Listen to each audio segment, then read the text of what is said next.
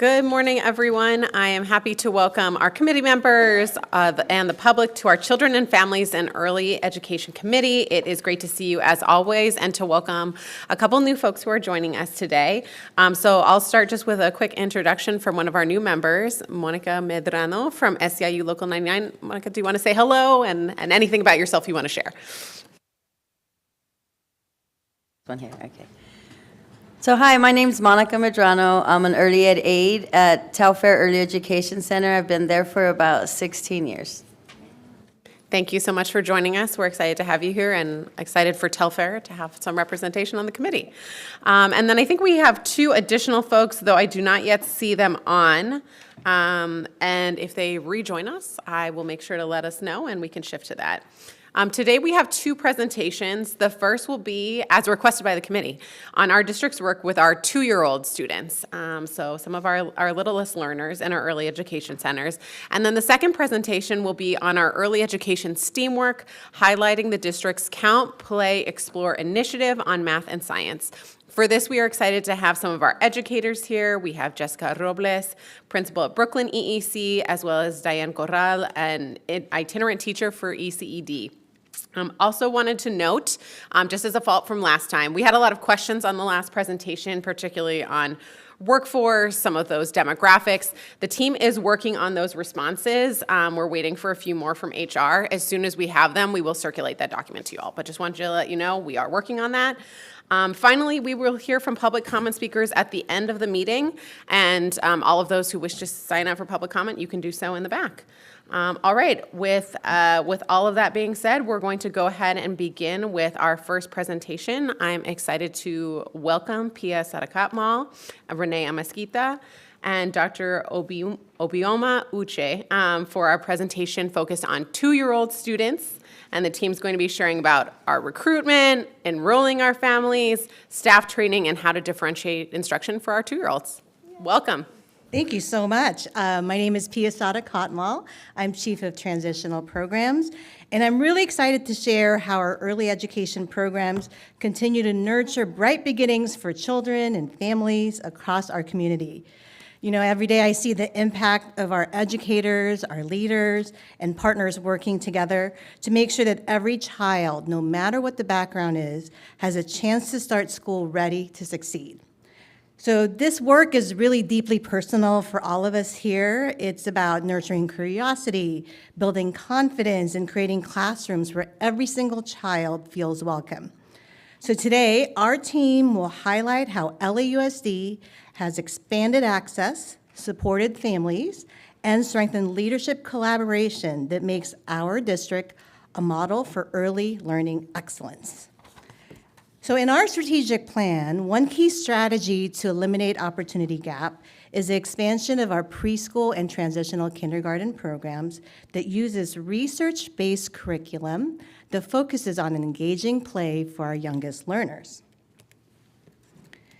Across all the different classrooms, we are creating seamless pathways that connect preschool through the early elementary years, ensuring every child enters kindergarten ready to thrive, and every family feels supported from the very start. LAUSD offers programs for our 2-year-olds in our early education. There's 88 of them across the district, and it's available for not just 2-year-olds, but also 2 to 4-year-olds. Later today, you'll hear from one of our leaders in our Early Education Center principal, Ms. Jessica from Brooklyn Early Ed Center. We also have our state preschool programs, which is located in our elementary schools, and we have 4 infant centers serving students who are 6 weeks to 30 months.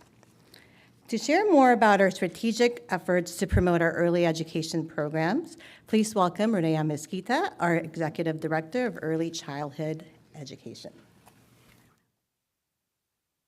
Good morning, everyone.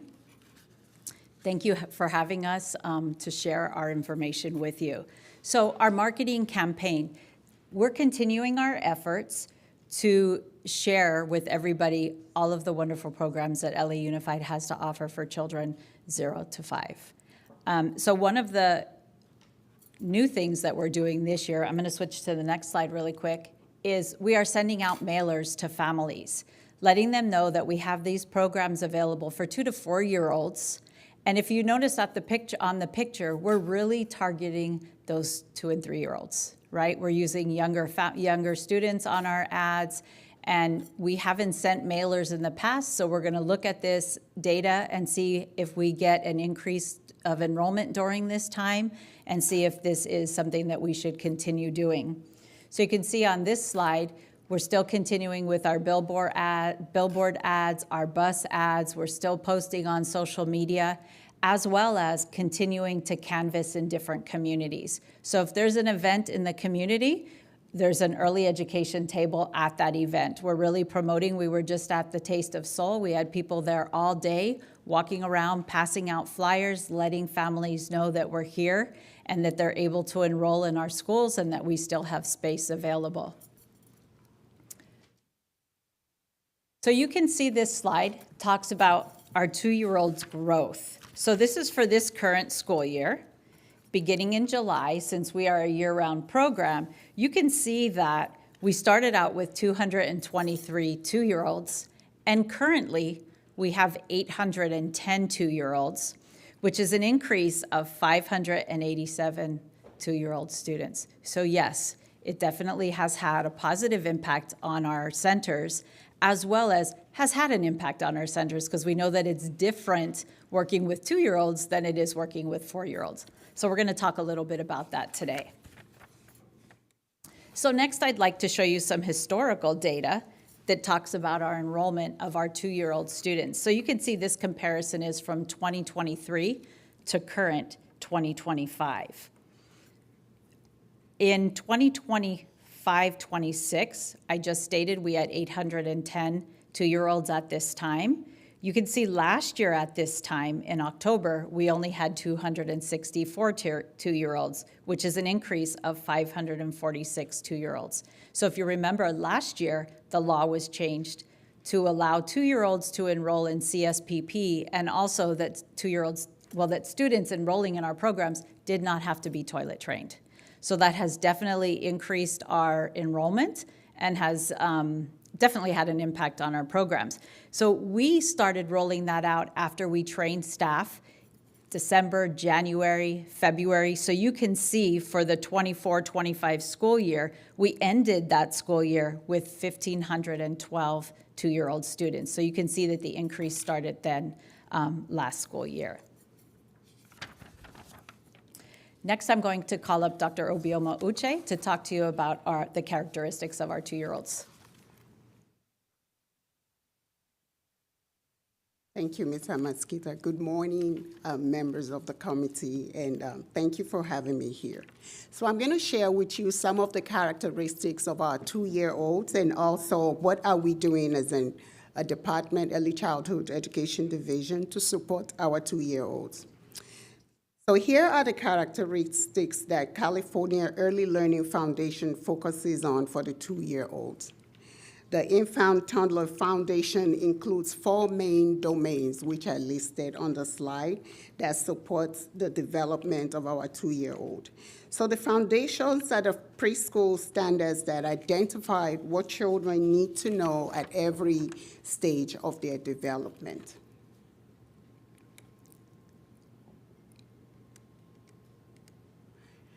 So what are the key differences between a 2-year-old and a 3-year-old? So this chart shows you the developmental characteristics we observe in 2-year-olds, which aligns with the California Preschool Teaching and Learning Foundation, or PTKLF. So each domain represents an important area of growth that supports children overall learning and school readiness.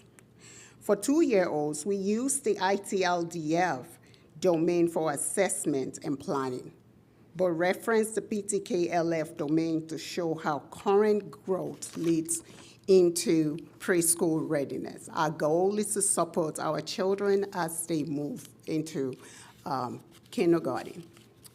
So we look at the cognitive development domain. So what are the main differences between a 2-year-old and a 3-year-old?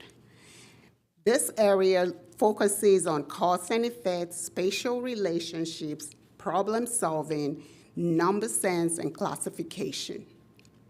So for our 2-year-olds, they're beginning to develop those skills, while our 3-year-olds are able to engage and problem solve because they are much more advanced and more developed through the use of complex play and imaginative play as well.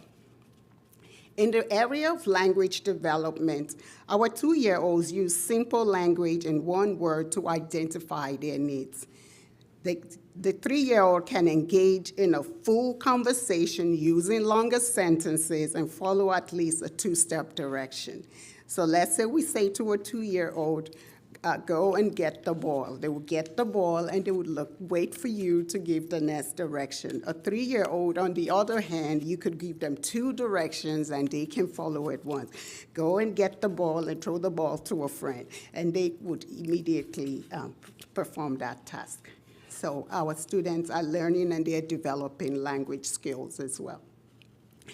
So in the area of social emotional development, this is an area that is a true indicator as children go into kindergarten how successful they would be. Because through social emotional development, the child is able to begin to show independence and also rely on an adult for comfort. A 3-year-old can play cooperatively with peers, identify emotions, and express them and control their emotions as well. This is a skill that our 2-year-olds are learning to develop.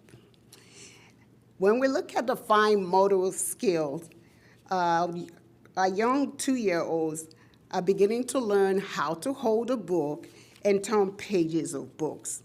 A 3-year-old, on the other hand, you could actually see that they're able to hold on to a pencil and start practicing their writing skills, and can also use the scissors with assistance. In the area of gross motor skills, our 2-year-olds are able to jump and land on 2 feet. And then as you watch them climb up the play equipment, they move 1 foot at a time and hold on to something as they're going up those play equipment. While our 3-year-olds, on the other hand, can run up those stairs very fast and can also pedal a tricycle as they ride on them. And they can walk up and down without assistance. So when we look at approach to learning and attention, our young 2s have an attention span of 4 to 6 minutes, and they need support in focusing for a longer period of time. But our 3-year-olds, on the other hand, are able to focus much longer for at least 6 to 8 minutes, and this supports their learning. So how are we supporting our 2s in our program? So we support students in the area of social emotional. So since we understand the importance of this domain for the development and preparation of our children for the next level. So we provide a safe, nurturing environment for them, which is key. We model appropriate behavior. We utilize the Sanford Harmony curriculum and second steps to ensure consistency for our children. We support them in naming and identifying those large emotions. We also support with taking turns and by providing guidance on classroom expectation and how to interact with their friends. Teachers also provide comfort when needed. In the area of language development, we know our children are still developing receptive language and expressive language.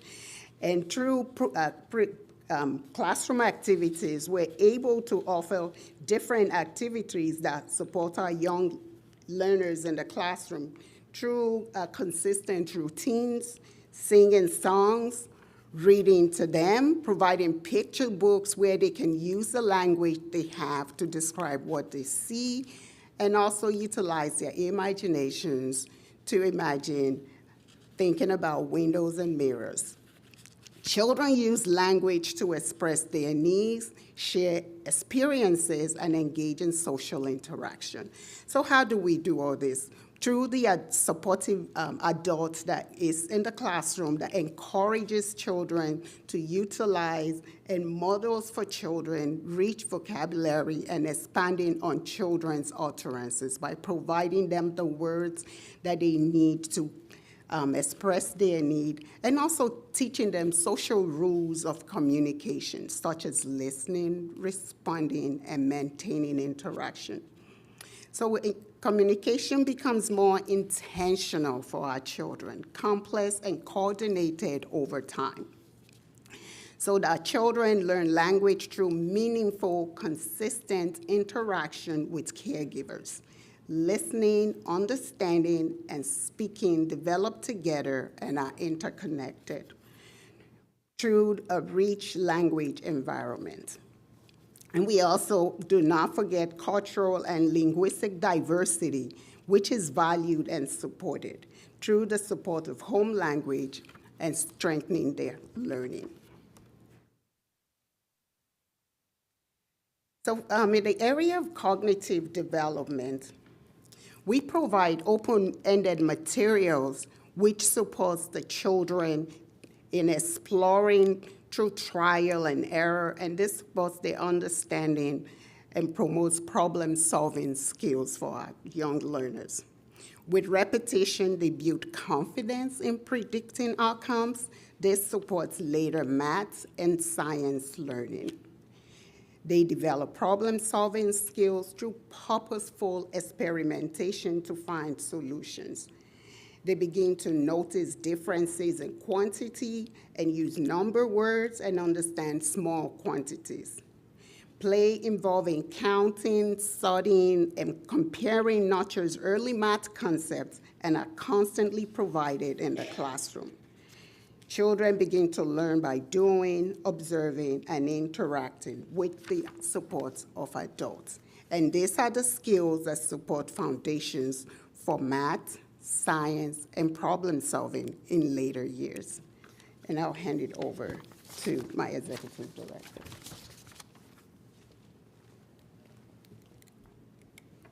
So I'm going to continue on with perception and motor development. So perceptual development is how children use their senses and make sense using movement, making sense of their environment, the world around them. So some of the things that you'll see in our centers is you'll see sensory bins where children are playing with items that might be soft or smooth, or you'll see textured items in there. So it invites their curiosity and it encourages them to ask questions about those different items, but it's all through play. And it's all at their own. If they don't ask questions and they're just touching it, the teacher will talk to them about how does that feel? Oh, that's rough, that's smooth, that's something that's bumpy. So it's really supporting them. You'll also see them using follow the leader, where they're moving and they're moving their body in different ways to explore their environment. Also, gross motor development, that's the use of large motor and fine motor skills. You may see for large motor skills the use of an obstacle course, so children walking across different items, and you'll see as they become more confident, they move faster. At first, they may have another student holding their hand because the older students always want to show them, I can help you, let me help you, and they feel proud when they help them. So they may be holding their hand, walking them across the obstacle course. You'll see them rolling balls, throwing balls, dancing, jumping up and down. For fine motor skills, you'll see them doing activities where they're grasping small items with their pincher grip, and you'll also see them tearing paper to build those fine motor skills, as well as playing with Play-Doh, right? They may be, you can see in the picture here, they're cutting the Play-Doh with scissors. It's very easy to snip the Play-Doh with scissors, so that helps with their fine motor skill. And you can see building the blocks. It's obviously lifting up those blocks and building the structure as high as they can, supports with their large motor skills as well. So next, we're going to look at our developmentally appropriate toileting practices. So we know that with the enrollment of 2-year-olds comes a lot of support with developing independence of toileting skills. We've based our guidelines and our policies, and not our policies, but our procedures in our centers on the California Department of Education's developmentally appropriate toileting practices toolkit. So we've used those videos to train staff and support staff. We've also used information in there to provide centers with additional materials and supplies to be able to support with the toileting of the students. So again, it's to develop that toileting independence, and we want it to be a positive experience for children. But it is working together with the family. So it's not all on the staff at the center. It's having that meeting when the family enrolls and talking about, what does this look like at home? How does your child at home tell you they need to go to the restroom? What words are you using? How often are you taking your child to the restroom? And it's really supporting that family with what they're doing, but also providing them additional resources to support them along that process. And it's that regular communication between the teaching staff and the family on the progress that the child is making. So we do have a 2-year-old, I can't think of it because I'm standing in front of you, committee that we're looking at with 2-year-olds, and the impact that it's a focus group, that we're looking at the impact of 2-year-olds on our centers. And we were talking about how long is it taking children to fully toilet train when they enroll in our centers. Some of them said anywhere from 2 weeks to a month, right? So, and again, it depends. What's that collaboration with the family? What supports are we working on together? But it's happening, right? We know it's a lot at first, but it's getting the child in that routine of every 20 minutes. So we are looking at what successes we're having, what strategies principals and teachers are using and aides are using in the classroom, and how we can share those with the larger community and all of the centers. So our focus group, we met for the first time with our principals, and the next time we will have principals and assistants meeting together to be able to have a discussion about what that looks like in each of the center and share those best practices. So more to come on that because we just had one meeting. So one of the key strategies that we use are visual supports for students. And it's really using those visual supports from the time the child wakes up in the morning until the child goes to sleep at night. So these are available for families. They're in our classrooms. They're in our restrooms. So the staff is using them as they're engaging children. And what's important about the toileting process is that we're not laying children down to toilet them because we're doing all of the work. Unless that's the stage that they're out, that they're not really ready to be toilet trained at all, they haven't started working on it. If the child is progressing and the family is working with the child at home, we want to talk the child through that toileting and have them do as much as they can with our support so they learn how to do it, so they develop their independence. It's important that we don't do everything for them and then they don't own anything, they don't have any activity in it, so they just come up and say, okay, change me, but we really want them to be able to do that and start noticing it. So it's really that 20 minutes, every 20 minutes taking them to the restroom. Even when they say, I don't have to go, we're gonna try anyway, we're all gonna go, and that group goes to the restroom, and we just continue that throughout the day. So this is what it looks like. This is obviously a younger child, this is a true 2. Who just started toileting, so needs a little bit more support. But again, it's sharing resources with families, having conversations with families. What does that look like? And again, having that conversations with families that we're doing this during the day, you're gonna continue it. Please make sure during the night we're not putting diapers on them, right? So that they're going back and they're regressing, because if they use diapers at home, we can tell in the centers and the schools that they're using diapers because they're actually not making that progress. So it's about that open communication with families. So I want to read something to you that comes from the California Department of Education website in regards to our 2-year-old students. So this is a message from a 2-year-old reminding us about how they feel. So what I need to continue exploring the world, down the block, the parks, library, and stores. I like my routines. If you have to change them, do so slowly. I need you to notice what I do well and praise me. Give me two okay choices to distract me when I begin to say no. I need you to be in control and make decisions when I'm unable to do so. I do better when you plan ahead. Be firm with me about the rules, but calm when I forget or disagree. And please be patient because I am doing my best to please you, even though I may not act that way. Right? So that reminder, no is a word we try not to use. You can do this or this and then this, right? So we're not saying, no, you can't do that. Give them options so that it's not a battle of wills and that it's not a battle of saying that word no. So I'm going to open it now for any questions that you might have.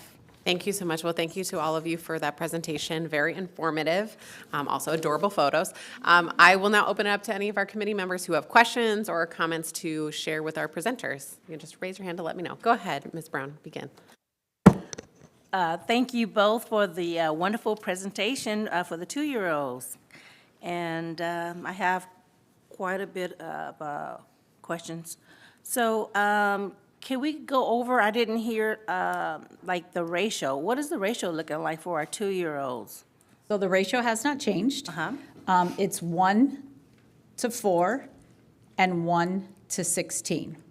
So 1 to 4 for the adults in the classroom and 1 to 16 for the teacher. Now, that is if you have more than 8 2-year-olds in a classroom. So if you have 9 2-year-olds in a classroom with 24 children, then we use the 2-year-old ratios, which is 1 adult to every 4 students and 1 teacher for every 16 2-year-olds. Okay, and the diapers. Are the diapers also available if parents just can't afford the diapers or forget the diapers? Do we have additional diapers at the school sites for those students? So parents are required to bring the diapers for their children. We do know that sometimes things happen and they may not have them. So each site has their own way of supporting families with their diapers.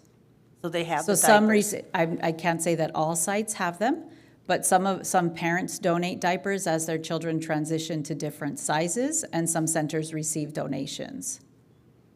Okay, and the next question would be the changing tables. Are the changing tables available for the younger students? No, so we do not use changing tables. If you look at the CDE guidance, it uses mats, because if a 2-year-old is put on a changing table, they're mobile and they can move around, and if a staff member turns around, they can fall off and seriously injure themselves. So that's why we are going with the mats. That is the guidance in all of the documentation from CDE. Okay, so the students are being changed in the restrooms or where? It depends on the classroom. They're being changed either in the restrooms or in the back of the classroom using the privacy screens that they were provided.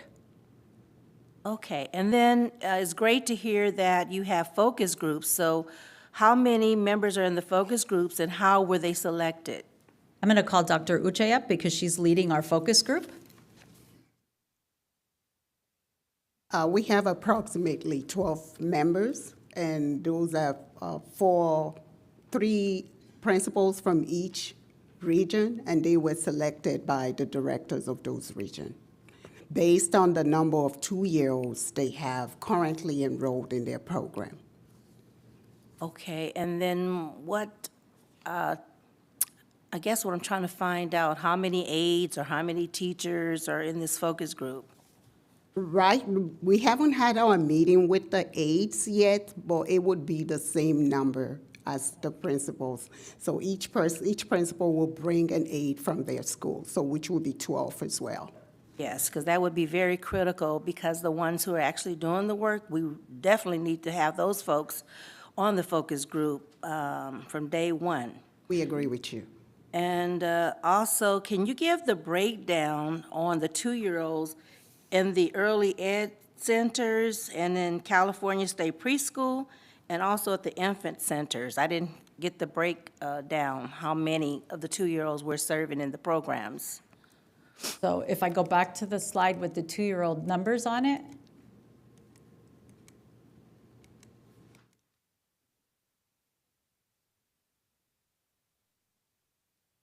So this is our current enrollment, and this is our EECs. This is our early education centers. I do not have CSPP indicated up here.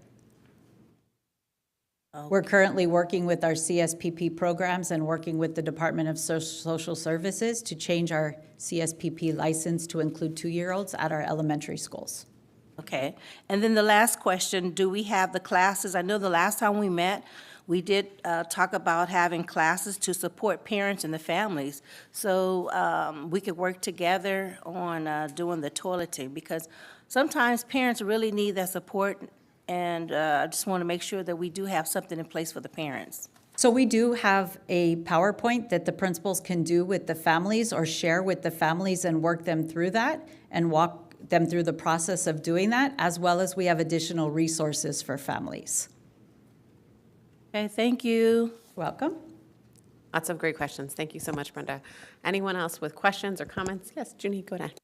I have a continued question around this. So I finished toilet or potty training around 3 years old for my kids. So you shared a little bit about like 2 weeks to 1 month being the period. Is that like a requirement for children with their families? Like how does it work when families, to ensure it's like a positive experience, there's no pressure. So I want to understand more of those Right. dynamics. So that was the average when we talked to them that they said, but it can take children, we know it's on an individual basis, and all children are toilet trained at their own pace. So we work with the family. As long as we see that the family is working with us, we're communicating, talking about it, we're going to keep the child. We're not going to terminate a family because the child's not toilet trained. We know that children will toilet train at their own pace.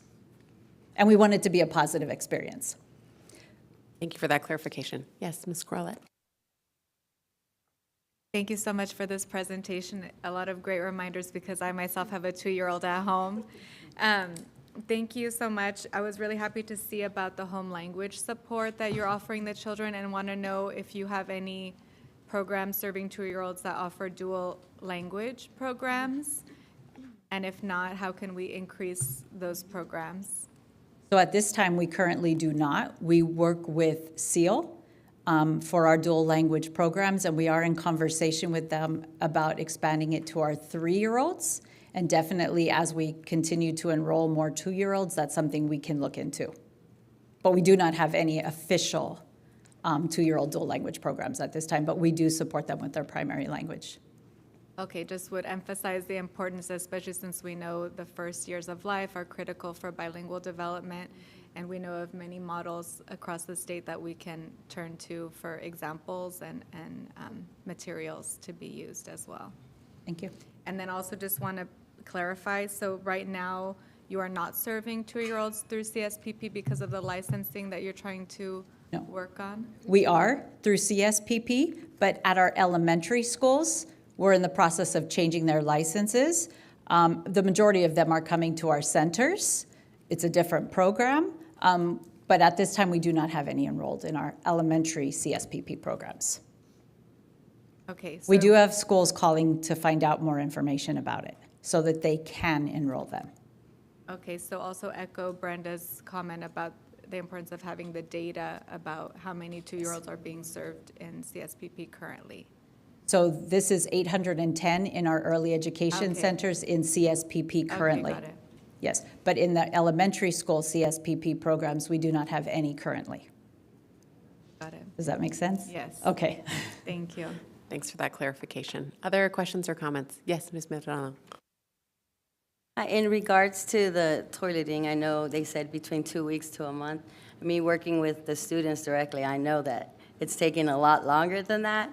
And then at the same time, with the staffing, you know, we're having to pull out 2 people to change a child because, you know, for the protection wise. So now it's constantly interrupting our instruction. So when the kid has to go, he has to go. We can't have them waiting. So you're constantly walking out from your instruction, or you have to leave the tables unattended, and those kids are kind of sitting there on their own now because you're walking away to take them to use the restroom, and you're taking another staff member with you. So that creates like an issue of safety and the children not being attended to now because they're sitting at a table alone while we're changing diapers. So the idea was that you put up the privacy screen in the classroom, and you change the child in the classroom, and staff are in the classroom with you, so Right. you don't have to remove two people out of the classroom. And so I do realize that it leaves children sitting at a table, but there is another staff member in the classroom to be able to support. Yeah, there's usually two left behind, Correct. when they're in there, but when you're on your little learning centers and you're in your table and you're trying to do your instruction, it interrupts everything because now you're Correct. taking that second person. And we do have a bathroom inside of our classroom because we're in the PCC and Gen Ed, but that becomes a problem because you have the PCC who some of them need the one-on-one. And then you have your Gen Ed where you're sitting there trying to work with them as well, but now you're leaving PCC and Gen Ed unattended. So that's why we're having our focus group, to be able to look at some strategies to be able to support.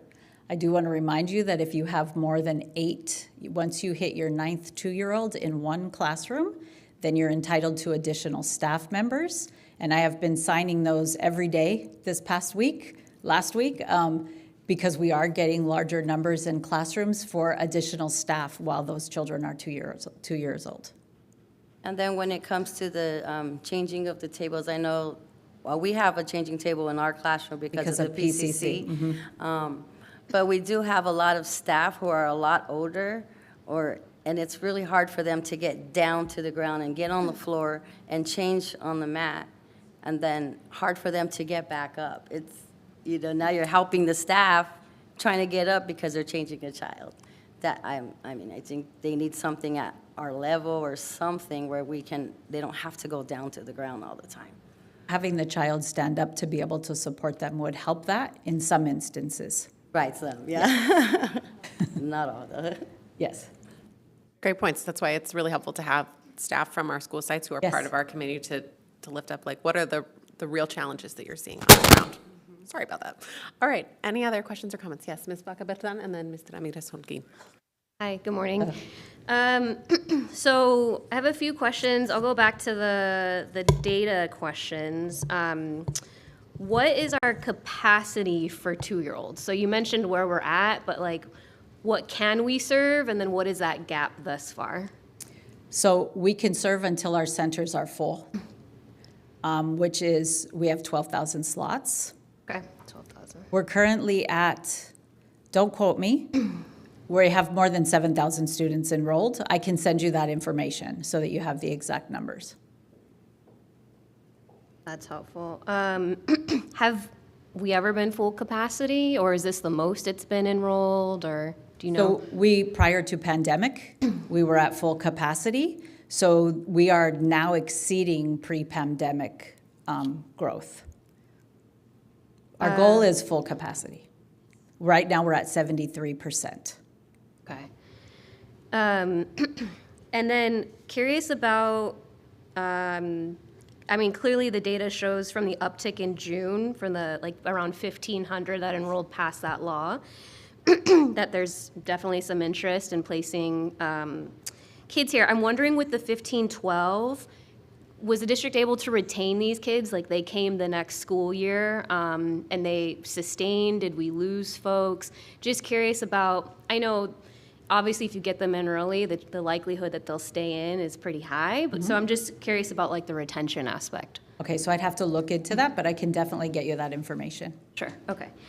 And then moving away from the enrollment, I appreciate that there's an emphasis on teachers or staff to talk to parents and loop them in and share with them about the toileting. I'm also aware that sometimes it's very difficult to have these conversations for pickups or drop-offs because parents are dropping off, going to work, they got a jam, or they need to go home and get dinner ready, whatnot. Wondering if there's carved out times and spaces to sit down and actually have these conversations with parents. and I know you didn't talk about it, but I know that the DRDP is being updated and the full implementation is next year. And so also wondering about that sort of inoculation of parents, because I did appreciate what can a 2-year-old and what can a 3-year-old, because I was definitely seeing my daughter in this. The 3-year-old, if she can do everything herself at this moment. Yeah, just wanting to know more about that. So the DRDP 2025, we are rolling that out as a pilot this year, district-wide, right? So we wanted to get in there, get our hands on that, and start practicing with that tool. As far as being able to support families, this is done pre-enrollment before the child starts. We have that initial conversation.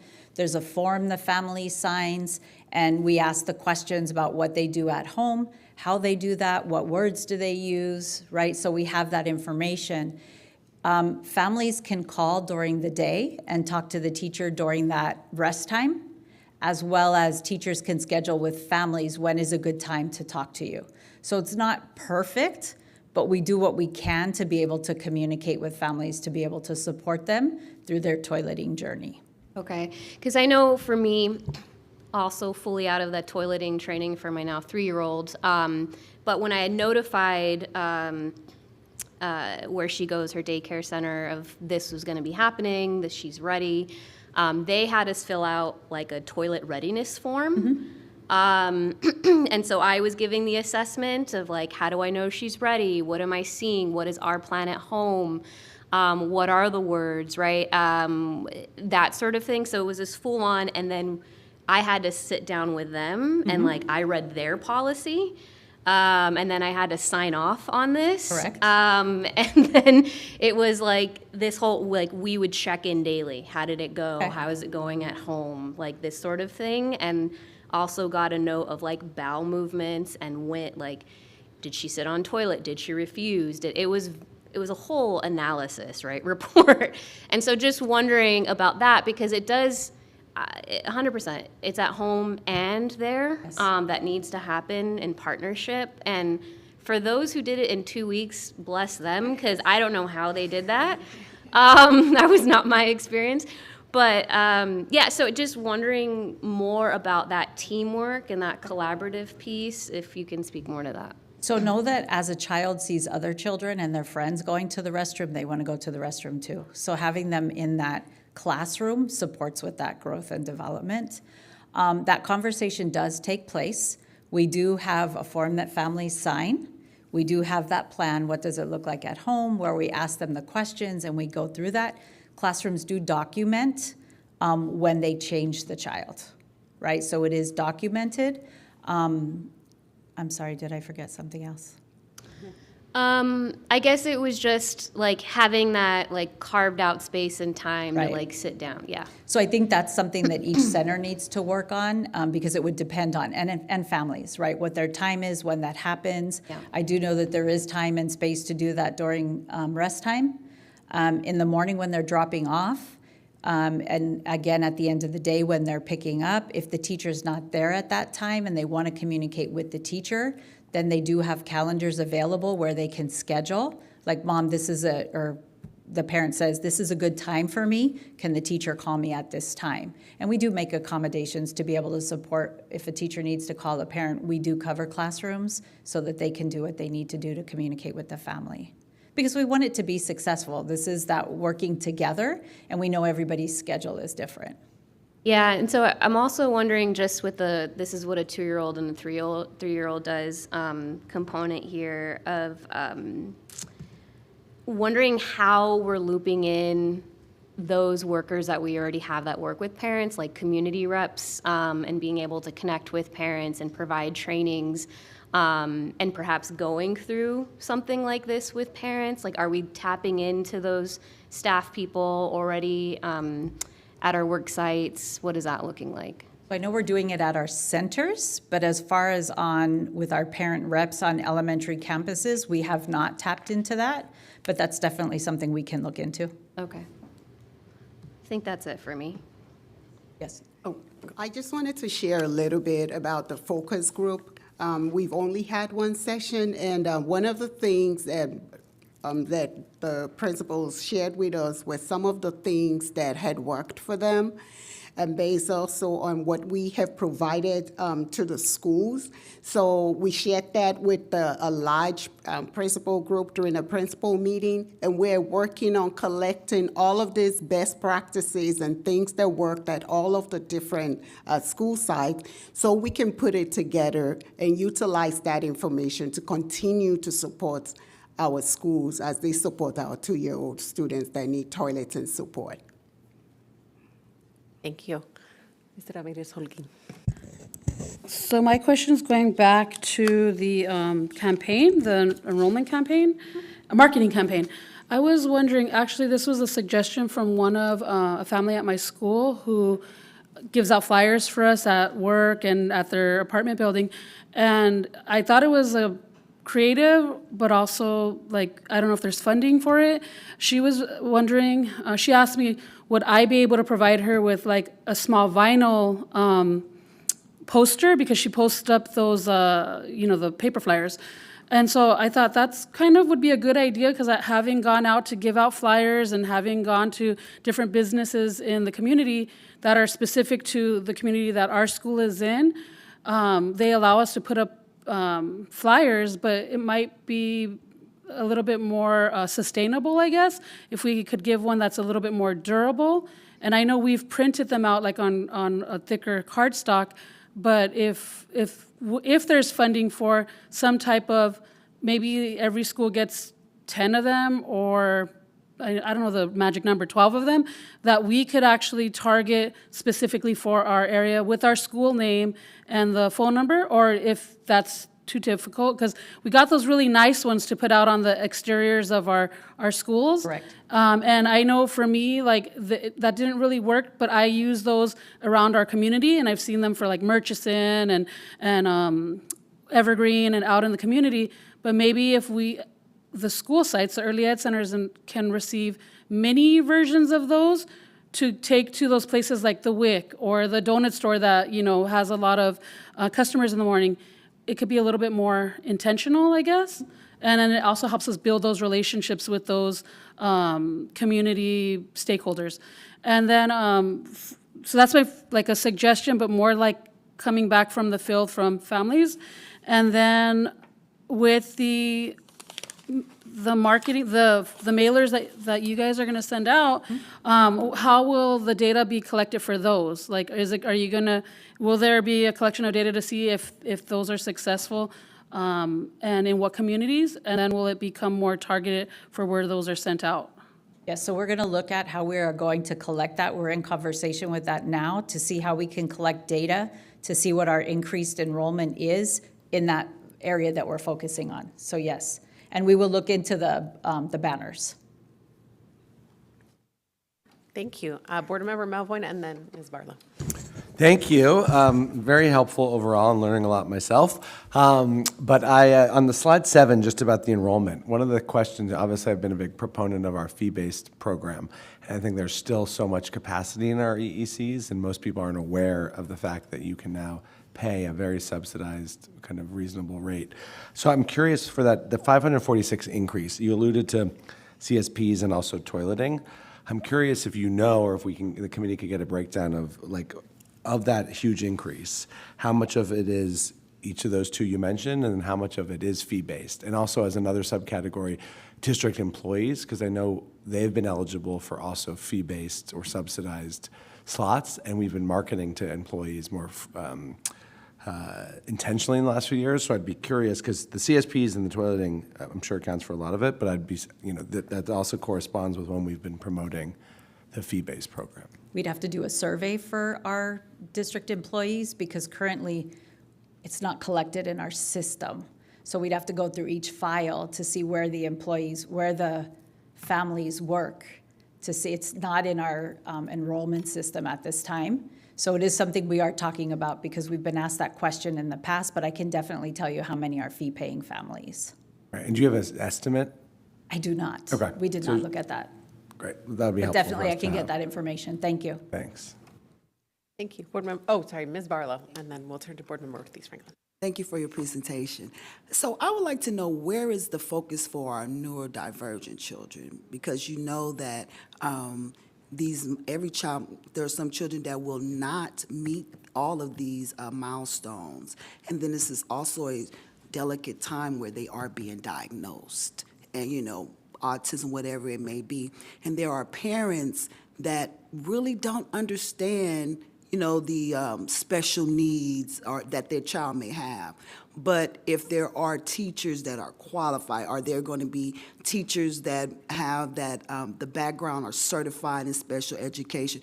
What is the process for that? Because I can guarantee there are going to be some students that you're going to notice that they're not meeting those milestones. And yes, the developmental milestones. So what is the focus for that? So our centers currently have preschool collaborative programs, which are special education programs. So we have a special education teacher and a special education assistant on our campuses. We are aware that children develop at different paces, right? And we do support families with having conversations with them and talking about their development. And if there's I don't want to say if we see it, but if a child is not progressing, then we do the SSPT, right? And we have a meeting to see what's happening. Maybe they're a late bloomer, maybe something else is happening, and then we follow the district policies for being able to see if the family is interested in having the child assessed, right? But throughout that time, we're supporting the child. It's not, if it takes a child 2 years and they're not toilet trained, then they're not toilet trained, it's okay. So you have the accommodations for them. Yes. Because, if there are some developmental delays, every child is not going to be potty trained at 2 or 3. Correct. Correct. My son just happened to have a great teacher, and and he was recently we're maybe a year in already, and he's 6. And he wouldn't go for me, but he did for the teacher, and I definitely grabbed the hold to that, and we worked it out at home. So, I would hate, that's it. Thank you. So we are aware of those differences, and yes, we're here to support. Yes. Right. And if we don't have the resources, we're going to find a resource within the district to support our families. So, and that is very important, yes. Because unless their body is ready and they're not going to do it. Control their body, Yes. It doesn't matter how much we try to put them on the toilets Correct. and do these things. And that's why I said if the child's definitely not ready, then they can lay them down and change them and do what they need to do. If they are ready, we want to support that process by having them stand up and try to do some of that themselves. Thank you. Thank you. All right. Board Member Ortiz-Franklin. Thanks. Yeah, I really appreciate the presentation. And I was just thinking on the enrollment side, our flyers, not that they're not beautiful, if we wanted to add free and low cost to the flyers, I think that's attractive because people don't know. And I'll just put it out there because board member salaries are public. I pay $111.70 every month to send my 2, now 3-year-old as of last week, to a great early ed center. And so people need to know that even people who make over $100,000 can send their children for very affordable rates compared to lots of options in Los Angeles. I wanted to share an idea that one of my colleagues actually had about bringing in babies under 2 years old. Could we either offer or work with someone to do like baby and me classes, mommy and me, daddy and me, with under 2-year-olds on our campuses to kind of show them like here's what it looks like, or even with 2-year-olds, so they can kind of experience a campus, particularly if we have the Nature Explorer. They're just so beautiful, and we could benefit, I think, from just opening our doors to folks who don't know what an early ed center is. We've talked about this before too, right? Preschool versus early ed. So have we ever done anything like that, like a baby and me class? We have not, but it's something we can look into. Great, I love it. I also want to support the dual language for 2 and 3-year-olds. I think there's a lot of opportunity there if we can figure out how to start it even younger and help our children get to the seals of biliteracy at the various stages. And I think maybe for a future conversation, I was just thinking about the digitization resolution that Mr. Melvoin wrote a while ago. And maybe some of this is state policy that we could work on, but like the signing in every day, the enrollment forms, I'm not sure if they've gone digital? I know they have for K-12, and maybe you can share if they have yet. We are working on that. We did meet with them, and that is on the list to be digitized. Oh, great. Yes. Great. And I know there were some glitches with like the early ed MySys, and so working through all that would be. Yes, we are. But we just met with that committee. I think we're the next phase Oh, okay. to be able to digitize our enrollment. We haven't really looked at signing in and out yet. Okay. And maybe my last thought for now is, the developmental milestones that you were sharing about the differences between 2 and 3-year-olds. It's so true that every kid develops on their own timeline. Yes. But one wondering is like, how do you know when a kid is ready to move up to the next class? So let's say you have, 15 2-year-olds in a room and kids are starting to turn 3. Will they stay in that room until August, or is there a process to maybe move them to a 3-year-old room so that more 2-year-olds can come into that classroom? Or do we have a policy or general practice around that, or is it really depending on each school site? It's really dependent, so it's all of that, and it's dependent on each school site based on the needs or what the waiting list is, right? So as we enroll families, it's based on their ranking on their waiting list, and if it's a younger child and we have, so some schools have all the 2-year-olds in one classroom, some centers have them spread throughout to support the staff so that it's not the same people changing them all the time, but it's spread throughout. And it's really a school site decision, what works for them. And then it depends on what their numbers are on their waiting list. If they have 2-year-olds waiting, then they can shift them out as they become closer to 3. So once they, like 2.11, they can start moving them to another classroom. Typically that movement happens though in July and August. So as we're starting a new school year, our kindergarten children have left, some of our children are leaving to go to TK, then we start moving the children through the different classrooms based on age. That makes sense, yes. And then I'll just say to, Jen's comment earlier about meeting regularly with families. I know my school at least does at least twice a year of the parent conferences with the DRDP. And drop off and pick up can be chaotic, but also if you have enough staff in the room, so that's an if at the moment, to sort of step away to say, how did it go today? I think particularly on those early days when daily communication is crucial. I went from a daycare that posted pictures, how much they ate, what their toileting was like, to almost radio silence. And I was so nervous as a parent to say, where's the photos? And I got a few on Dojo, but not the same that the daycare details had really been. And so those initial, 3-minute huddles, like, how did it go today? I thought were really helpful. And I know it really depends on what's happening in the classroom, but I know staff is genuinely trying to do that when they can. Well, and that's something that we can bring up as a strategy as we're working with our focus group as well. We can add that to the list as a strategy. And I think that's the intention of the staff, right, to be able to do that, but definitely making it more intentional, to be able to check in the mornings or at the end of the day or throughout the day. Thank you. Everyone asked such great questions. Oh, yes, Ms. Corlett, go ahead. One more.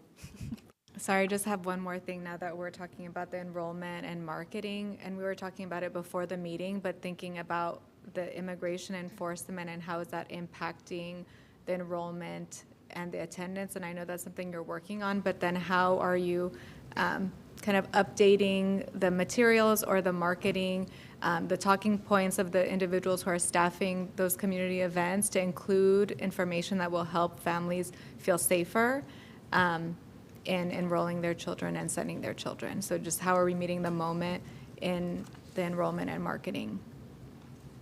So we do talk about the fact that we don't share our documents with anybody, and we do use the We Are One information for families. So staff are aware of that as they are canvassing and talking to families.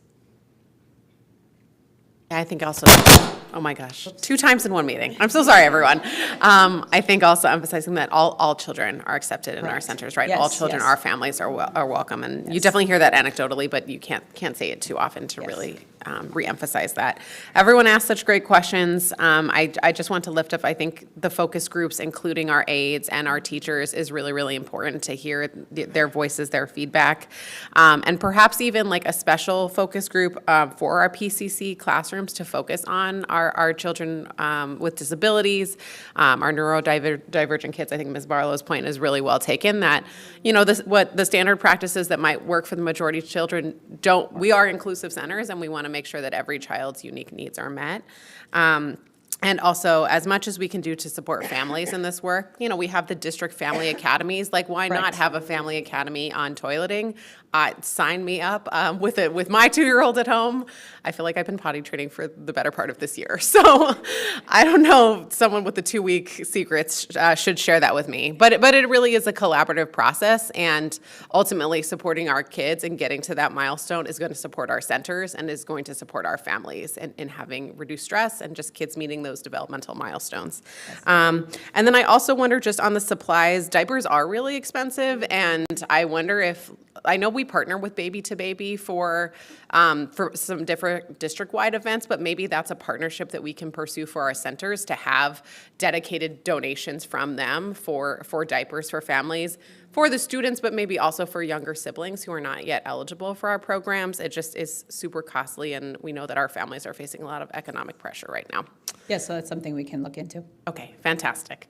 Thank you all so much. We are going to quickly shift now to our next presentation, and we will also follow up on any of the questions, you know, when there was data that we didn't have just yet. We will make sure that we get that for you all. All right, turning on to our second presentation now, very exciting. We are going to be learning about Count, Play, Explore, a district initiative engaging students, educators, and families to promote early math and science. Please welcome Jessica Robles, our principal at Brooklyn EEC, and Diane Corral, an itinerant teacher for ECED. Thank you so much for joining us today. Welcome. Hello, good morning, esteemed members of the committee. My name is Jessica Robles Logan, and I am the principal at Brooklyn Early Education Center and Ramona Infant Center.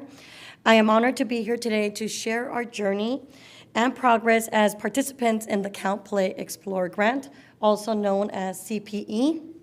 I'd like to share that I began with this initiative, well, I had the privilege of beginning since its initial start in 2018, when it was formerly known as the California Early Math Initiative, also known as CAMI.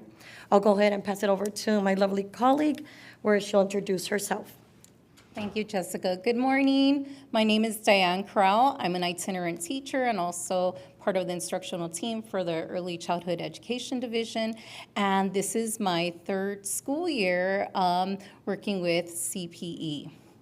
So I'd like us to begin with this guiding principle that has really shaped our work. Curiosity drives engagement and deep thinking. And so this belief is really, truly the heart of our efforts to create joyful, playful, and purposeful learning experiences for our youngest learners. So we're going to go ahead and look at a little bit more about what Count, Play, Explore is. Count, Play, Explore is a multi-agency effort across California to promote positive and confident math and science outcomes among children from birth to 8 years. And it is funded by the CDE, and it also has a lot of partnerships and collaborations as well. We also work with West Ed, which is involved in a lot of data and research. And we also have attended the Ames Center in Fresno, which is the partnership, the Fresno County Superintendent of Schools. And then we also are involved with the Early Math Project, which really focuses on those age groups of 0 to 8. And so what it really does is empowers families, caregivers, and educators, and even communities with other education professionals to support joyful explorations of math and sciences through playful learning. And we're really proud to be part of this collaborative effort, which includes all of these wonderful partnerships, but also it really raises educator and families' awareness of the importance of early math, science, and computer science. And it really helps us build the capacity of educators and families to support children's early math and science development. So I'm going to turn it back to Jessica. So now I'd like to walk you through how we brought these guidelines to life in our local context. So as part of our commitment to the grant, our agency facilitators, we need to attend the annual CPE Institute, which is a 3 to 5 day event. And you'll see that in the picture on your lower left, where we were able to participate in the panel and speak about LAUSD's efforts in early education, family, and community engagement in STEAM.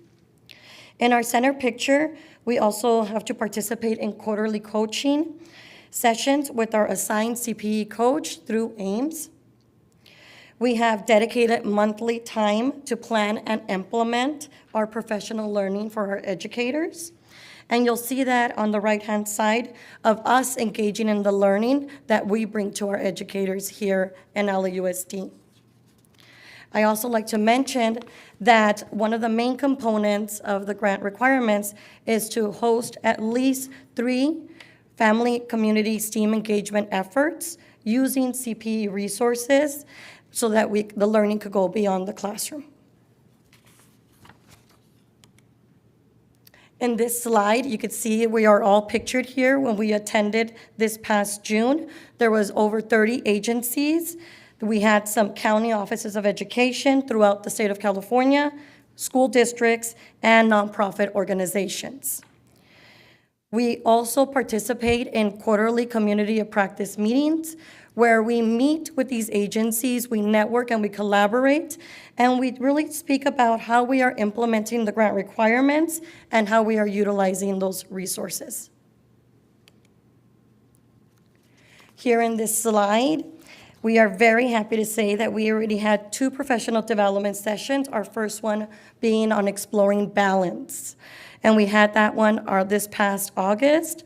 So professional development has been the cornerstone as we implement these strategies.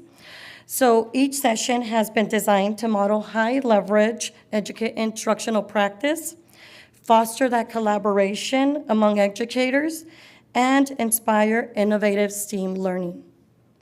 So in the center bottom picture, you'll notice participants engaging in embodied balancing. So that's just where the ones where the participants have their arms out, their legs are out. So here, our participants physically explored balance using their own bodies.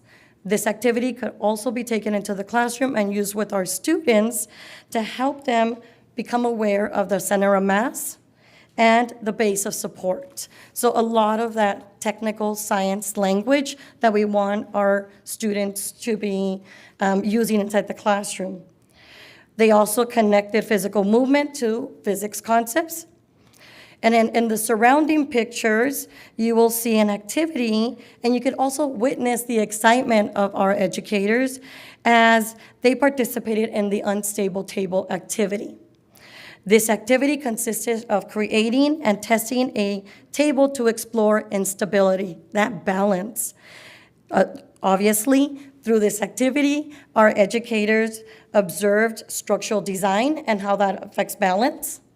They also applied scientific inquiry, that hypothesis, testing out those hypotheses, and also making those predictions.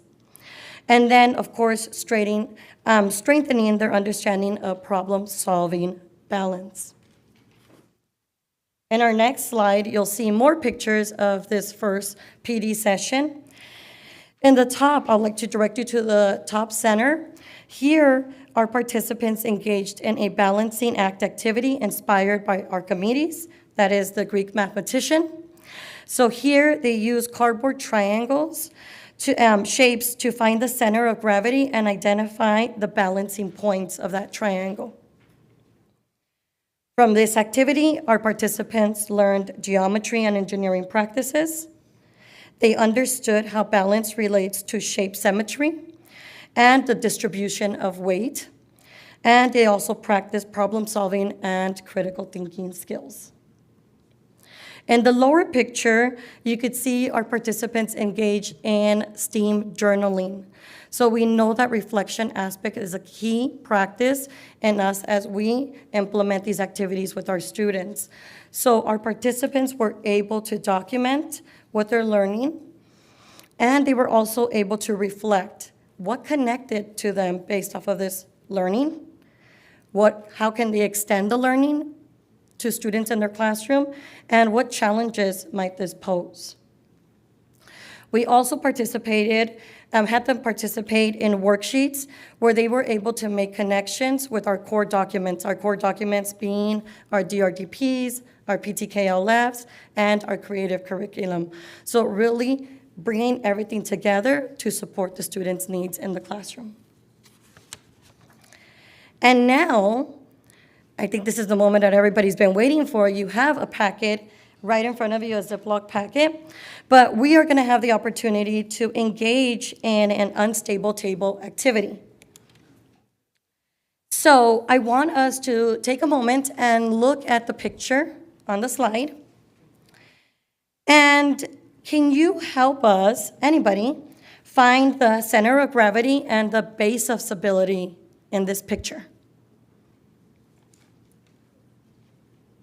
So center of gravity. Where would the center of gravity be in this picture? Very good job, Ms. Barlow. It would be in the middle, right? Right on top of the ball, right? That is our center of gravity. What about our base of stability? On the table, yes, and then on our tube, right? That's our base of stability. Great job. You just learned what base of stability is and center of gravity. Or it was a refresher if you already knew it. So now I'm going to go ahead and pass it over to my colleague Diane, because I will be joining you as we take out the materials and I'll support your learning. Thank you. So I'm going to give you a moment to explore the materials in front of you. And the wonderful thing about this is these are the materials that we provide to our participants. And so you'll see there's the tape, there's the cardboard tube, you have the flat piece of cardboard, a tennis ball, some counters, and some linking cubes. I'm going to go ahead and give you a moment to explore those materials. And you can see the photos in front of you, right, of how you can engineer and manipulate your cardboard on top and to stabilize those counters and those small objects. So think about how would you stabilize it? Okay. And I see some are using the materials. And we leave it very open-ended for our participants as we would for our students in the classroom. And just the way you have people walking around you, supporting you, that's also what's happening at our trainings.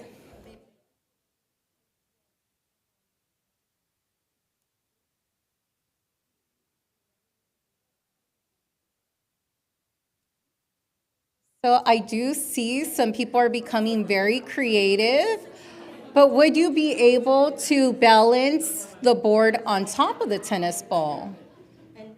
How would you be able to stabilize that?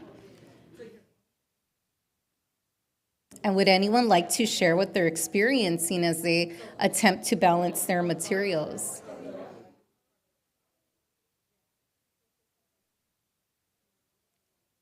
Okay. So what would happen, thank you, Ms. Baca, so what would happen as you place items on top? What would happen to the cardboard?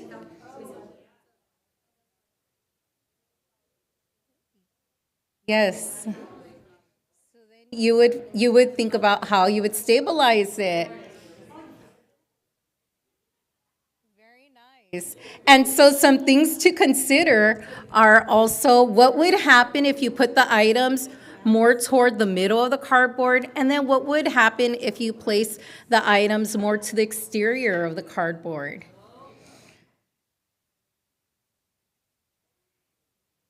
And the great thing about this too is some of our participants and our children form stories as well. And so that's where you bring in the language development.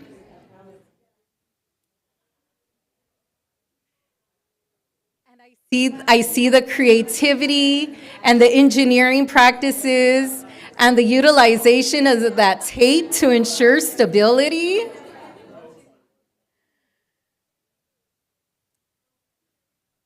So with this picture, another member of our CPE and I had formed a story of these were the two teddy bears and they were the rulers of the kingdom, and these were their children coming to join them up on top.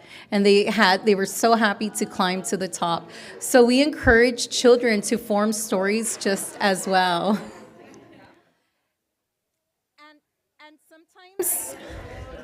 And sometimes things do fall, and that's okay because that's an opportunity to rebuild.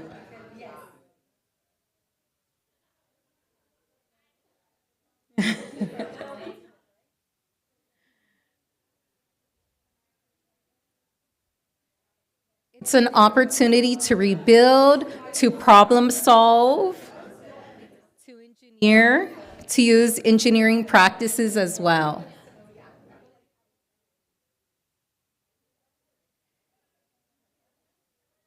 And I love seeing the use of creativity. And everyone has a different idea of how to do it. And that's exactly what our participants engage in. In one of the previous pictures, one of my participants had brought Oreos to snack on because it was early in the morning. And he ended up putting them on the cardboard and seeing how many teddy bears could balance out some Oreos. So they get really creative in using what they have. And our connection with them is also that they can use anything in their classroom. They could have an area for this. They could use their counting collections. So would anyone like to share what they're experiencing?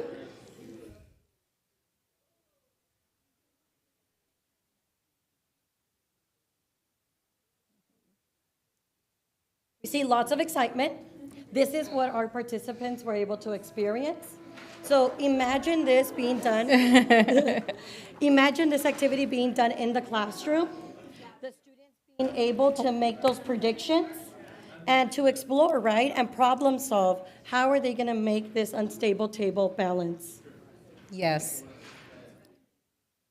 And so we also pose questions. What happens after you place one object on top? What happens when you place more objects? How are you able to problem solve and use those engineering practices? And when things come tumbling down, it's okay because it's an opportunity to rebuild and make it better. Ms. Medrano, you took it to another level. I right? know. I like the creativity. Yes. Well, give yourselves a round of applause for Yes, participating. fantastic.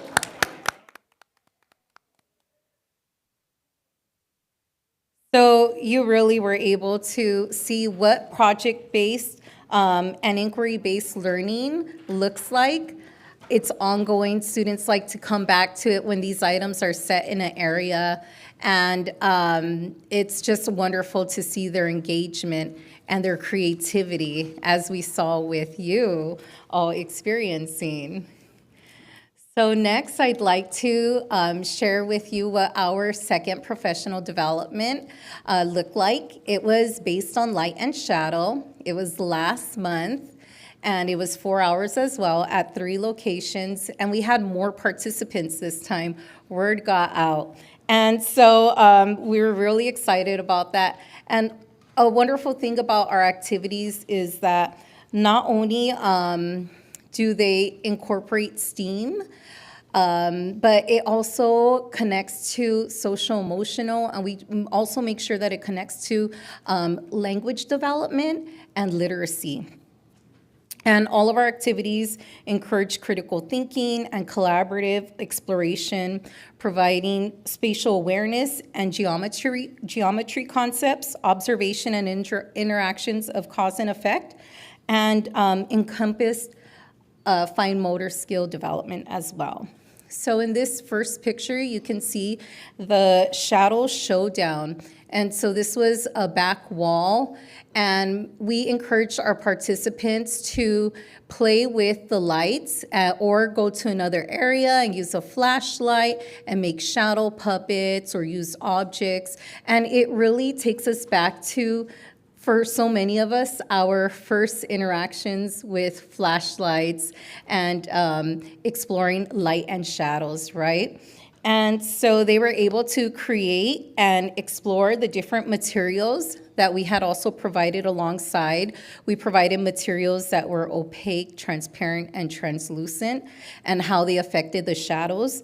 And we were really intentional with the vocabulary as well, so they could take that back to their students.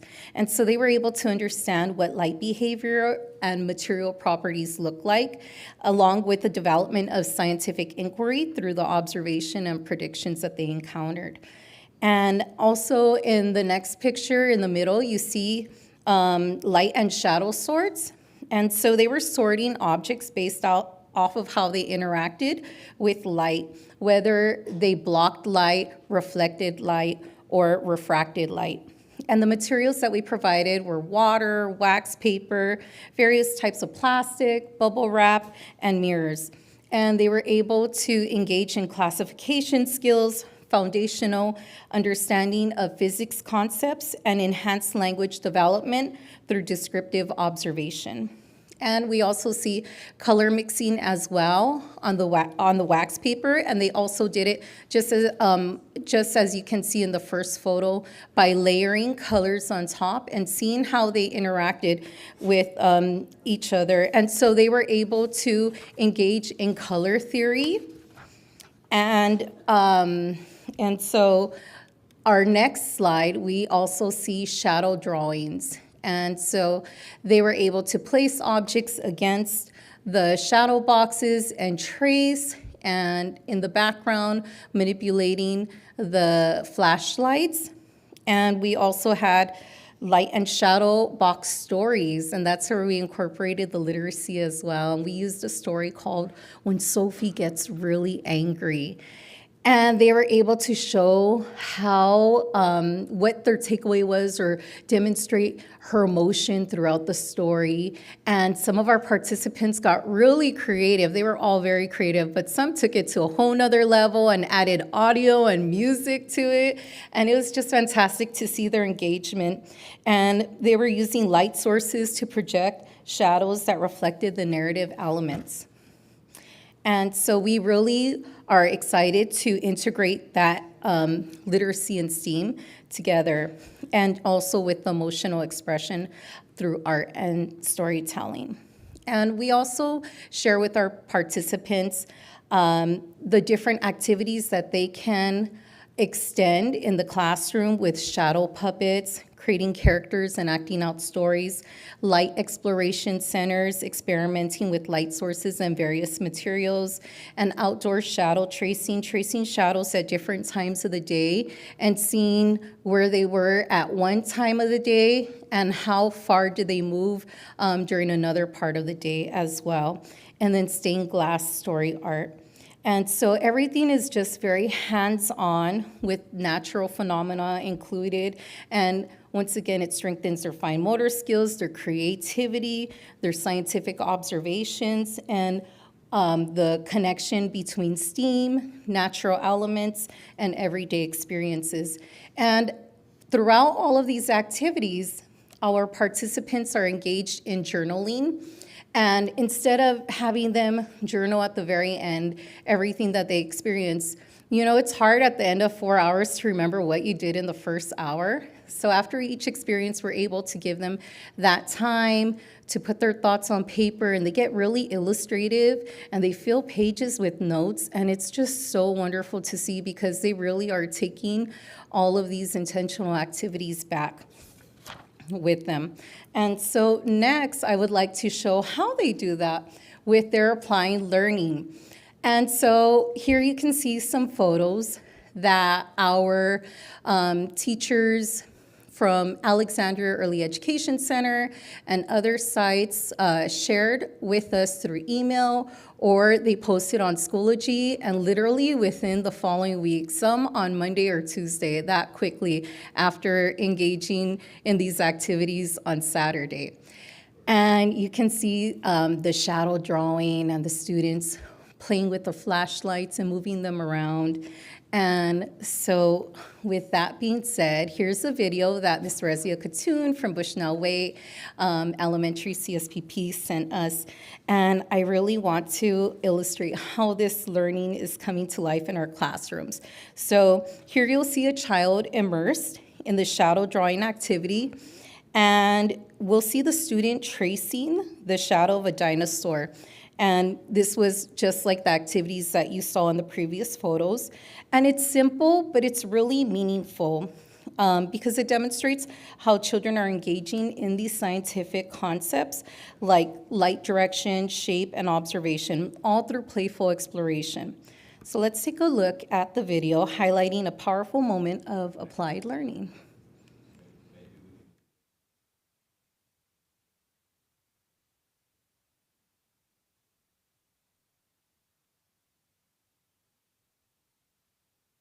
And it did have sound, but that's okay. You can see what the child was doing. And so you see his fine motor development and the attempt. And it's just such a great way and another way to encourage them to really use their fine motor skills and use their vocabulary and tell a story. And they're so excited to share those, their drawings and their activity with their friends and with their families. And you know, this is just one video of many that our teachers had sent us. The opening picture, the picture on the cover page, that was also snipped from a video where the student is moving the flashlight and showing how objects can get larger and smaller through the object or getting closer or further from the source of light. So really wonderful to see our students immediately engaging in these activities. So next I'm going to go ahead and hand it back to Jessica. So we want to showcase what we're doing in the future. So we do have 2 professional development trainings that are scheduled. We actually have one occurring this Saturday where we will be exploring pattern and movement and art in STEAM. And then we have another one that's scheduled in January where we will be exploring wind play. We also have 2 makeup sessions for exploring balance and light and shadow, because we want to make sure that we maximize our outreach and provide equitable access to all educators. So if they might have missed our previous trainings, we want to make sure that we are offering these trainings down the line so that we could sustain the learning of this grant.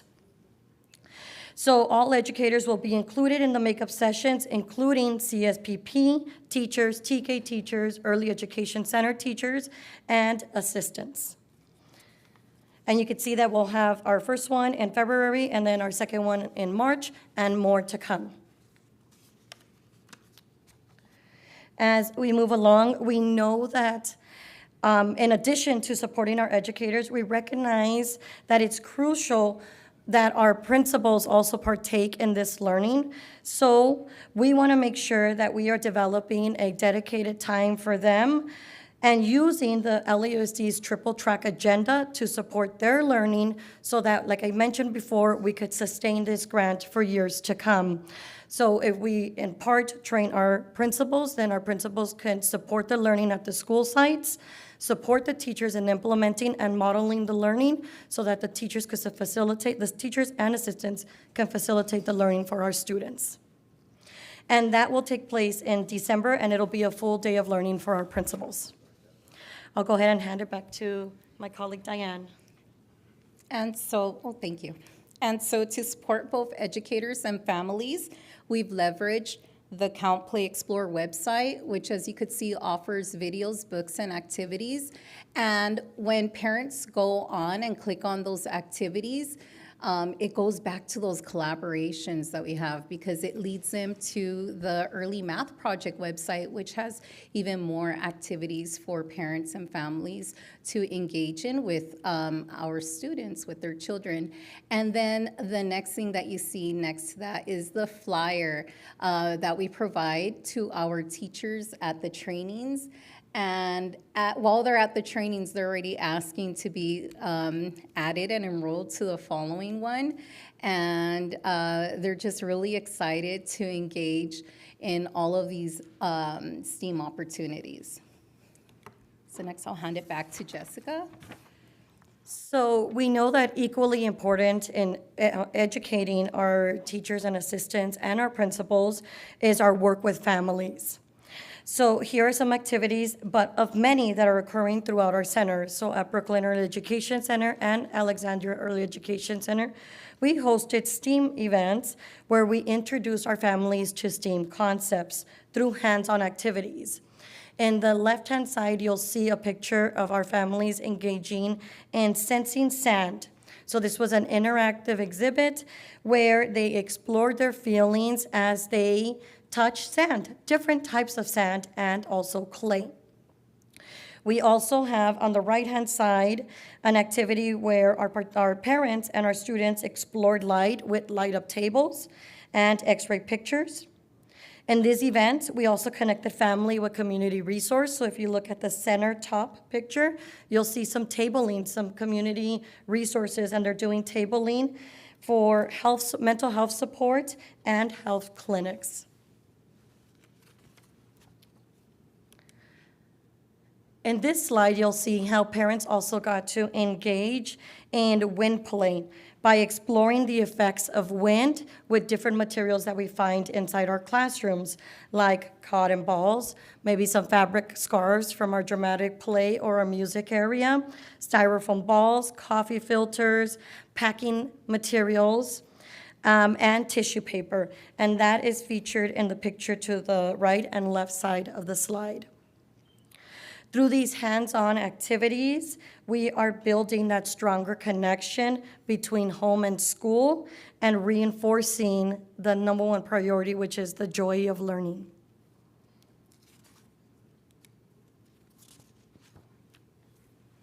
So we have shared what classroom-based activities look like, school-sponsored engagements, and we are so excited to share our collaborative effort with the community by joining our upcoming STEAM Festival events in each region. So we will be providing a CPE STEAM exhibits there, and we'll be collaborating with TREE and having some activities as well, and community resources will be available, the health clinics, information from them, as well as collaborations with our Nature Explorer. And so the great thing is from time to time, West Ed visits us, and based off of our implementation plan, our CPE coaches are interested in visiting our STEAM festivals to be immersed in the experiences and document the learning that LAUSD is supporting. And so in closing, our participation in the Count Play Explore grant has been transformative. It has strengthened our instructional practices, deepened family engagement, and most importantly, enriched the learning experiences of our children. So we are very grateful for the opportunity to collaborate with our partners, and we look forward to continuing our collaborations and impactful work. Thank you for your time and your continued support. And we'll go ahead and open it up now to questioning. Thank you both so much. Really, really exciting work, and thank you for allowing us to engage in hands-on learning as well. The board members are late for a press conference, so I'm just going to really quickly see if either of them have comments or questions before they depart. Just super quick, want to say thank you. I really appreciate it, and I would love to come to a PD. Thanks. We'd love to have you. Same. Mr. Melvoin? I'll just ditto that, so thank you. Thank you. All right, and anyone else from the committee want to weigh in with questions or comments? You two can feel free to head out now. Anybody? Yes, Ms. Brown. I just want to say thank you. There was a great presentation. I really appreciate that you brought something hands-on so we can experience. I think we all here had a pretty good time trying to figure out how to use the materials. And it's great to see that there are makeup days for individuals who may not be available at that date that would like to participate. So I think more of those opportunities being available is well needed. And thank you. Thank you. Absolutely, well said. Ms. Medrano. In regards to like the Nature Explorer, I know they had a meeting where the principals and some teachers went out to learn more about how we can utilize the yard. But we never really got that information back. So that would be great to have if we can know what they learned so that we can actually implement it in our yards. Absolutely. We'll go ahead and note that. That's a great point, a great asset to utilize. Yes. Ms. Baca-Bertrand. Yeah, I was wondering, who does a professional development include? So like we mentioned, our first 2 professional developments only included teachers because we want to make sure that they have the content material so that they could be applying it into the classroom. But our makeup sessions will include CSPP, TK, early education center teachers, and assistants. Okay. So that they could have the support also. Yeah, because I guess it would be great to have, if this is something that teachers are bringing back, the assistants in the classrooms are also. We agree. That's why we have included these makeup sessions. And I did mention that there will be more makeup sessions to come because the goal of the grant is to make sure that we maximize that outreach and then also sustain that learning for years to come. Because that's where we're moving towards in the future, which is STEAM learning. Yeah, and I just, it would be great to have them included on the front end as well. This was already laid out, because I also see the priority of principals who are not in the classroom. Sometimes they come in, but it is the assistants that are working hand in hand with teachers. So just want to really like highlight and underscore that point. And then also I do see that these are on Saturdays, and they're longer. Obviously you need time to really like dig in here that perhaps a Tuesday wouldn't provide.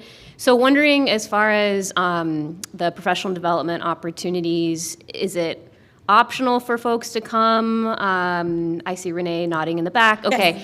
And then for our assistants that haven't been included yet but will, is this a paid opportunity for folks once they step into that space? Yes, it is. Okay, great. And then for the schools that were listed, those were just like the hosting sites that you had the professional development at? So No, those are just 2 sites that we wanted to show what we are doing already across the board and hosting events to bring in the families and have that homeschool connection. I think that Jen is Sorry, referring to Banneker, LA Correct. Academy, and Vista del Oh, Valle. yes, yes, those were the 3 locations that we were able to secure to get started with the implementation of the grant requirements. Okay, great. Because this was open to everybody. That was like a Yes. huge casting Yes. call. Okay. And then what is the length of the grant for this program? So it is, it's from 2025 to 2027. Okay. But we did start in 2018, and it has continued on a yearly basis. But there has been some months in between where, you know, we still sustained the learning because we already had the materials to move forward, our PD materials and resources. So every few years you're having to reapply? That's correct, ma'am. Okay. And is that you that's leading that, or? No, that would be our directors that lead that effort. Oh, okay. Yeah, I think that those are all the questions I had. Thank you. Of course. Thank you. Yes, Ms. Doe.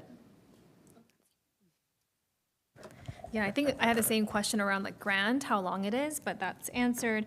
I'm curious about how it's implemented on the sites themselves. So in terms of the reach of these PDs, is how many does it include? And like, are all the regions captured? So when they take it back to their sites, like, is there a collaboration team on, like, to do reflective learning together? What does implementation look like? So the outreach is across the district. So all teachers are able to, all educators actually, with our makeup sessions, will be able to join our PDs. And then, of course, we want to see that collaboration amongst the teachers and the staff as they're implementing these activities at their individual school sites. So that's why we're also dedicating a PD for our principals to support those efforts. Just a quick question. So the quarterly sessions that are happening with the, Oh, is that okay. including? So the quarterly sessions, those are our community practice sessions. Those are happening on a quarterly basis, but that's part of the grant requirement where we meet as an agency and we present what we're working on and how we could collaborate with other districts and how they are implementing the resources that CPE provides. Great. I think, oh, yes, Ms. Corlett. This is wonderful. Thank you so much for sharing this and bringing this information across the district. I saw that it includes birth to 8. So do the teachers who participate in the training, does that also include elementary teachers, or is this just for early learning? So we did mention that we have our TK teachers that are participating in it and our CSPP teachers at the elementary. But not like K through 3rd grade, even though it goes to age 8? No, not at the moment. It would be great to include them as well, because that's also part of the early childhood period. And, you know, we see so much academics in those upper elementary grades. It would really be great to bring hands-on learning and play into the classroom. We agree, and we are also looking to see how we could also implement, since it is birth, how we could also look to see how we could add more professional development for our infant kids too. Absolutely. And using this learning. Ms. Corlett spoke, the same thing that was on my mind was just, we need our kinder and our 1st grade and our 2nd grade teachers to also have the opportunity to participate, because the learnings that you all are participating in and the activities you're doing in the classroom are super applicable to those grades as well. So hopefully that's something that's on the horizon for the future, but greatly appreciate all the work that you're doing. And we could collaborate with DOI to provide some of those trainings. We're a mighty team of 4. Right? Small but mighty. Right, small but mighty. And it's really about finding those locations to have these trainings at, right? We really want to have them in all of the regions so that it's not far for people to drive to attend. So that's what our real focus is. We started small our very first year in 2018 with just 20 centers. And each year we grow more and more to be able to expand the learning. So definitely we can work with DOI to be able to do that. Exciting. All right, wonderful. Well, thank you all so much for, oh, All right, yes, just go on ahead, that, in Ms. that Fox. vein, are the infant teachers involved in this? They are welcome to attend. Okay, just because of the birth component to 0, okay. All right, thank you all so much. Let's give our presenters a round of applause. Thank you, all of our great presenters from today. We are going to transition now to public comment, so I'll turn it over to, there he is, Mr. McLean, to handle that for us. Hi, all. We don't have too many folks signed up for public comment. The call-in speakers are not online. I'll read their names just in case they're in the room. Marcela Garcia, are you in the room? Karina Lopez, are you in the room? And Maria Daisy Ortiz, are you in the room? No, they're also not online. So the folks who are here in person, Monica Razola, not here, and Mr. David Tokovsky. You are here. Come on up. You'll have 2 minutes to speak once you begin. Can we, we're proceeding with that, board members? Yeah, we are. Please go ahead. Thank you. Okay, well, all right, legal counsel's okay with that? Given their absence, we'll have to move forward anyway, Mr. Tokovsky. Thank you. Okay. Members of the committee, this should be a committee of the whole of the board, and maybe you can emphasize that when you're next here. That would bring the superintendent, the head of instruction, and the whole organization to the powerful meaning, because we have 3 board members, all of whom have young kids. This is a magic moment. Our government relations person also should have an agenda that changes the institution on this. Not to have just a growth from 250 kids to 800, but 800 to 1,700 in February, and 1,700 to 3,400 by June. We have 30,000 plus in TK. That means there's a problem in terms of the growth in 2nd and 3rd. Next, the advertising was interesting, but we should be advertising in front of every Head Start. They're going to a press conference right now about the federal actions that are happening. Well, one of the actions might be a reduction or diminishment of Head Start, which this district refused to be part of in 1964 and 65. Here's a chance to be advertising and bringing in students that might suffer from the federal cuts. Additionally, facilities. There are empty spaces in schools that could be filled up. I mean, dozens, scores, hundreds of empty classrooms. Broadway Elementary School, which is a school that has incredible parents coming in from Santa Monica and in from Culver City. That school has no TK. It has no early ed at that place. There are schools all over this district, and you can ask for that to find out which ones have empty rooms. And finally, how do we start recruiting from other districts? These are great programs and great leaders, but inter-district permits would allow families who don't have it in their district to come to these great programs. Thank you very much. Thank you for your time. The meeting is now concluded. I know Ms. Gomez would want me to send along her deep, deep gratitude for every member of the committee making the time to come here. It's not easy to get to Beaudry, so thank you all for that, and for the staff and for everyone's robust participation. It's meaningful. Thank you.